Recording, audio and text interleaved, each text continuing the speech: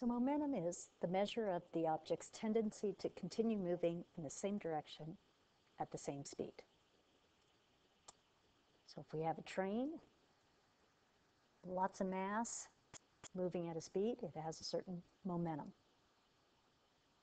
How hard is it to stop something is also another way of thinking about momentum. This happened in Paris in 1895. And here's a art installation commemorating it. So momentum is equal to the mass times the velocity of an object. And a lowercase p is the variable used for momentum. Change in momentum is equal to the mass times the change in velocity. So your change in momentum is represented by that delta p equals m times delta v. Remember, delta just means final minus initial.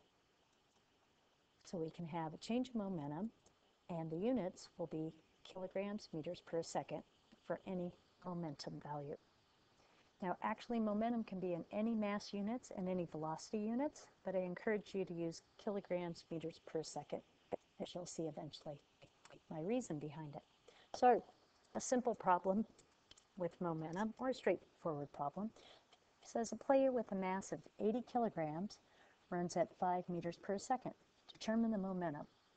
So, no change in momentum. We're just trying to find the momentum, and we know the mass of the player is 80 kilograms, and the velocity of the player is 5 meters per second. Our basic equation, P is equal to m times v. We don't have any change in velocity, so we're just using v. So the mass is 80 kilograms times your 5 meters per second. So 80 times 5 is 400 kilograms meters per second for your momentum. Now, if you're trying to express it in 3 sig figs, you'll have to use scientific notation. 4.00 times 10 to the second kilograms meters per second. And then put a box around it so it's easy to find your work.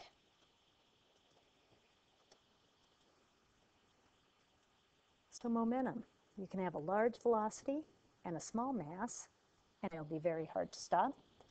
Or you can have a really large mass and a small velocity. Still hard to stop. It's a large momentum. And think about having a large mass as well as a large velocity.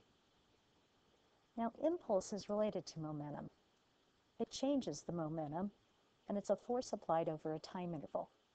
So we have impulse is equal to force times time, and impulse is represented by the variable j equals F multiplied by t. Our units are Newton seconds, so newtons multiplied by seconds. And I want to show you how F equals ma is related to momentum.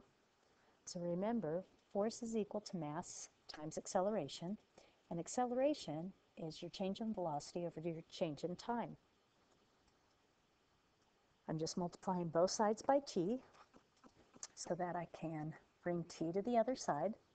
And now we have F delta t equals delta mv. So your force times time, which is impulse, is equal to your change in momentum. It's the exact same thing. So Newton's second law can actually be expressed by using momentum and impulse. Now, here's a container ship going underneath the Golden Gate Bridge. Think about the momentum of this ship as it comes into port.